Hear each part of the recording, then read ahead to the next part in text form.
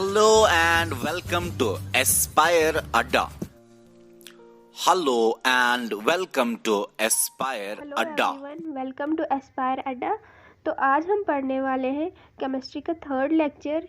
तो आज हमारा टॉपिक है transitions of states or change of state of matter.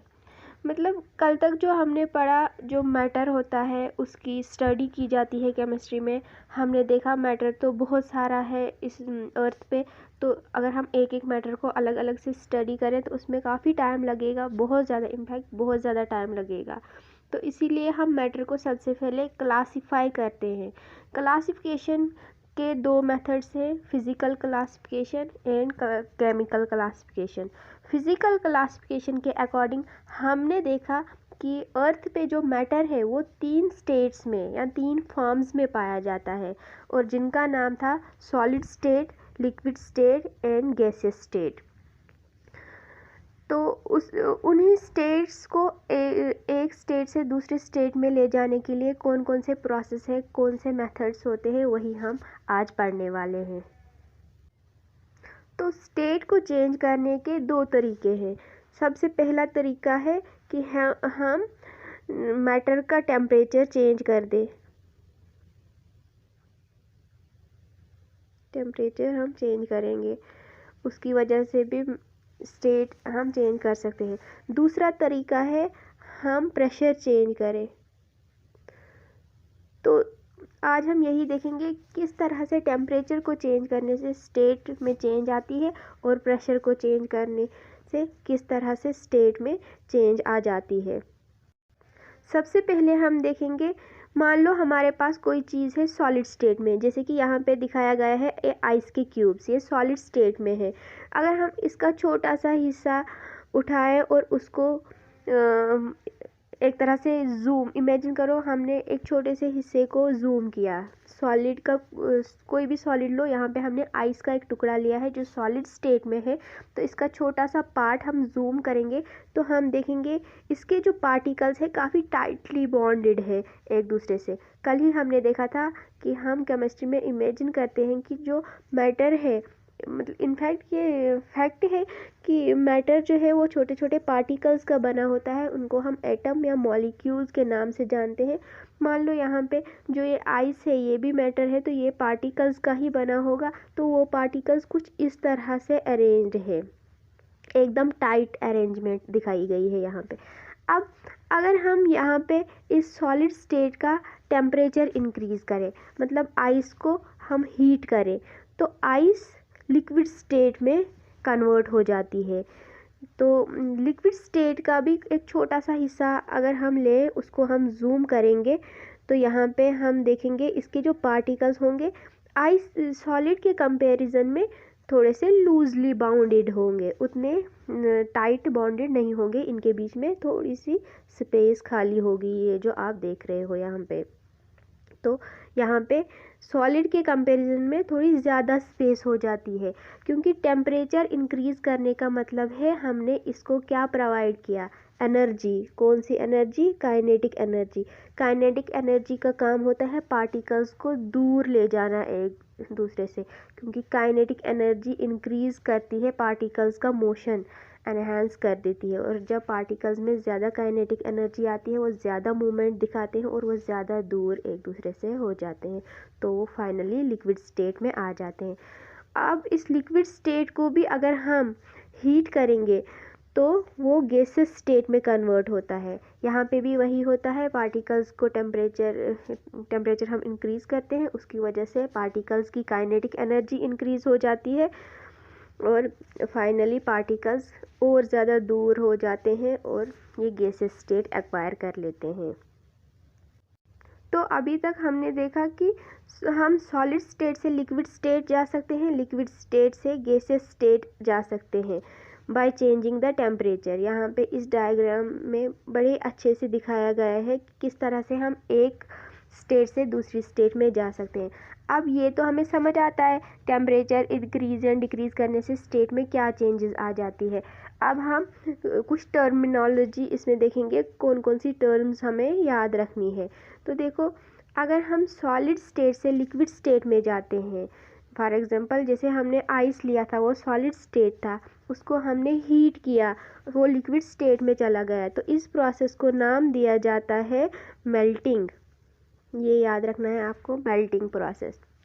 उसके बाद जब हम लिक्विड स्टेट से गैसेस स्टेट में जाते हैं, लिक्विड को फॉर एग्जांपल पानी को हीट करो, टेम्परेचर इंक्रीज करो, वो वाटर वेपर बन जाता है, तो हमने क्या किया, लिक्विड से हम गैसेस स्टेट में चले गए। इस प्रोसेस को नाम दिया जाता है वेपोराइजेशन। तो एक टर्म आपने पढ़ी मेल्टिंग, जो कि है सॉलिड स्टेट से लिक्विड स्टेट जाने का प्रोसेस।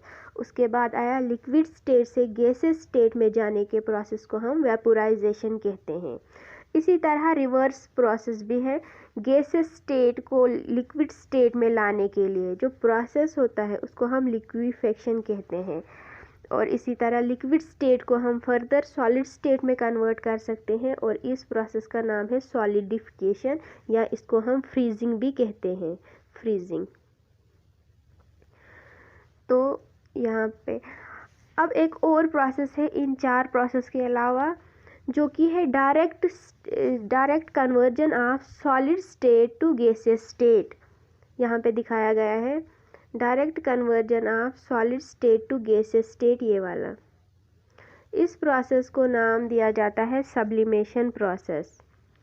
ये काफ़ी इम्पोर्टेंट प्रोसेस है सब्लिमेशन। यहाँ पे जो मैटर होता है वो सॉलिड स्टेट में होगा, तो उसको हम हीट करेंगे, वो लिक्विड स्टेट में नहीं जाएगा, इधर नहीं जाएगा, डायरेक्ट गैसेस स्टेट में चेंज हो जाएगा। तो इसकी एग्जांपल आपको याद रखनी है। फॉर एग्जांपल नेपथलीन बॉल, जिसको हम एक तरह से हम घर में रखते हैं, उसको वूलन क्लोथ्स को बचाने के लिए, ताकि उसमें कुछ कीड़ा वगैरह ना लगे। तो आपने देखे होंगे नेपथलीन के बॉल्स जो होते हैं, जब उनको हम किसी वूलन क्लोथ के अंदर रखते हैं तो उसका 1-2 दिन के बाद उसका साइज़ रिड्यूस हो जाता है। तो उसका साइज़ अगर एक दिन पहले दिन इतना होगा तो नेक्स्ट डे छोटा हो जाएगा साइज़, मतलब उसका कुछ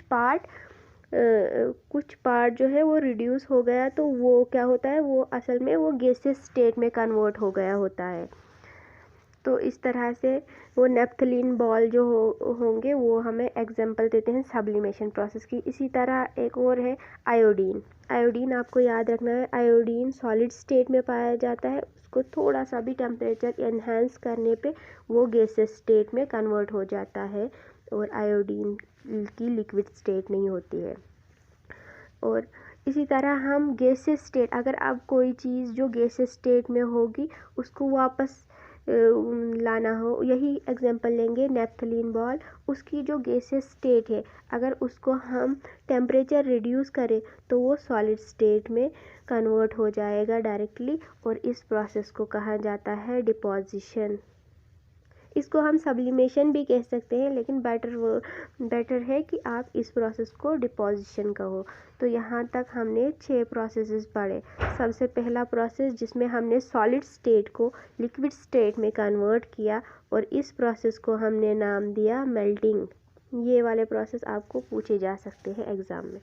और इसी तरह लिक्विड स्टेट को गैसेस स्टेट में चेंज करने के प्रोसेस को हमें वेपोराइजेशन याद रखना है। इस प्रोसेस को वेपोराइजेशन कहते हैं। गैसेस स्टेट को वापस लिक्विड स्टेट में लाने के लिए लिक्विफिकेशन, या इसको कंडेंसेशन भी कह सकते हैं। आपने कंडेंसेशन वर्ड पढ़ा होगा, कंडेंसेशन भी प्रोसेस इसको बताया जाता है। जैसे कि जो बादल होते हैं वहाँ पे वाटर जो होता है गैसेस स्टेट में प्रेजेंट होता है, और जब बादल काफ़ी बड़े हो जाते हैं और टकराते हैं एक दूसरे से एटमॉस्फेयर में, तो वो फिर वापस लिक्विड स्टेट में बारिश की फॉर्म में अर्थ पे आते हैं, तो वहाँ पे हम उस प्रोसेस को कंडेंसेशन नाम देते हैं। तो यही प्रोसेस होता है, उसमें एक्चुअली गैसेस स्टेट का कन्वर्जन होता है इन लिक्विड स्टेट। इसी तरह लिक्विड स्टेट को वापस सॉलिड स्टेट बनाने के प्रोसेस को कहते हैं सॉलिडिफिकेशन, या आप एक और टर्म याद रख सकते हो फ्रीजिंग। फ्रीजिंग भी इसी को कहते हैं। और ये 5th पॉइंट जो था direct conversion of solid to gas है सब्लिमेशन, और गैस टू सॉलिड डिपोजिशन। इसके बाद हम देखेंगे कि प्रेशर से हम किस तरह से स्टेट में चेंज ला सकते हैं। तो प्रेशर की वजह से भी हम स्टेट्स में चेंज ला सकते हैं। जनरली प्रेशर का इफ़ेक्ट गैसेस स्टेट पे ज़्यादा होता है, लिक्विड और सॉलिड स्टेट पे प्रेशर का इफ़ेक्ट उतना नहीं होता। लिक्विड और सॉलिड स्टेट को इंटर कन्वर्ट करने के लिए हम टेम्परेचर का यूज़ करते हैं, टेम्परेचर में चेंज लाते हैं। और अगर हम गैसेस स्टेट में चेंज लाना चाहते हैं तो हम प्रेशर की हेल्प से भी कर सकते हैं और दोनों प्रोसेस भी लगा सकते हैं। तो यहाँ पे लिखा है on increasing the pressure on gases the particles come close to each other. तो इस चीज़ को हम डायग्रामेटिकली समझेंगे यहाँ पे, ये डायग्राम से। यहाँ पे एक सिलेंडर लिया है हमने, उसमें कुछ गैसेस के पार्टिकल्स हैं और इसमें इस सिलेंडर पे जो ये लीड लगा है तो इसमें हैंडल लगा है। तो इस वाले स्ट्रक्चर को पिस्टन कहते हैं हम। पिस्टन की मदद से क्या होता है, हम इस सिलेंडर के अंदर जो गैस है इसका वॉल्यूम इंक्रीज या डिक्रीज कर सकते हैं by applying pressure, by increasing और डिक्रीजिंग प्रेशर। तो यहाँ पे पहले ये दिखाया गया है, जो गैस है इस सिलेंडर में इसने वॉल्यूम ऑक्यूपाई कर रखा है इतना, तो इस पे हम प्रेशर अप्लाई करते हैं with the help of piston. तो उससे क्या होता है, पार्टिकल्स करीब आ जाते हैं, नज़दीक आ जाते हैं। तो यही हमें यहाँ पे मेन कंसर्न है कि जो ये गैसेस पार्टिकल्स हैं इनके बीच में जो इंटर डिस्टेंस है, इंटर पार्टिकल डिस्टेंस है, स्पेस है, उसको हम कम करें। तो पिस्टन की मदद से हम इन पार्टिकल्स पे प्रेशर अप्लाई कर रहे हैं और वो पार्टिकल्स एक दूसरे के नज़दीक आ रहे हैं। और ज़्यादा प्रेशर अप्लाई करेंगे तो पार्टिकल्स इतना नज़दीक आते हैं कि ये सॉलिड स्टेट एक्वायर कर लेते हैं। पहली स्टेज में हम गैसेस स्टेट को अप्लाई करते हैं प्रेशर, तो पार्टिकल्स नज़दीक आते हैं और वो लिक्विड स्टेट एक्वायर करते हैं। उसके बाद और ज़्यादा प्रेशर अप्लाई करने से पार्टिकल्स इतने ज़्यादा क्लोज आ जाते हैं कि उनकी जो स्टेट है वो सॉलिड स्टेट की फॉर्म में हमें नज़र आती है। तो एक्चुअली प्रेशर से होता क्या है, पार्टिकल्स नज़दीक आते हैं, नज़दीक आने की वजह से वो एक दूसरे पर अट्रैक्टिव फोर्स ज़्यादा अप्लाई कर लेती है, मतलब फोर्स ऑफ अट्रैक्शन पार्टिकल्स के बीच में इंक्रीज़ हो जाती है और इस तरह से वो क्लोज आ जाते हैं। इस पहली स्टेज पे वो लिक्विड स्टेट में कन्वर्ट हो जाते हैं और ज़्यादा क्लोज लाने पे वो सॉलिड स्टेट एक्वायर कर लेते हैं। तो इस तरह से हमने देखा, ना सिर्फ टेम्परेचर को चेंज करने से बल्कि प्रेशर को चेंज करने से भी हम स्टेट ऑफ मैटर चेंज कर सकते हैं, स्टेट ऑफ मैटर को कन्वर्ट कर सकते हैं एक दूसरे में। तो यहाँ तक। इसके बाद आपके लिए एक छोटी सी इन्फॉर्मेशन है, ये जो यहाँ पे पिक्चर दिखाई गई है ये है एंटोन लेवेशियर। ये है केमिस्ट्री के फादर ऑफ केमिस्ट्री, इनको ही कहते हैं एंटोन लेवेशियर को।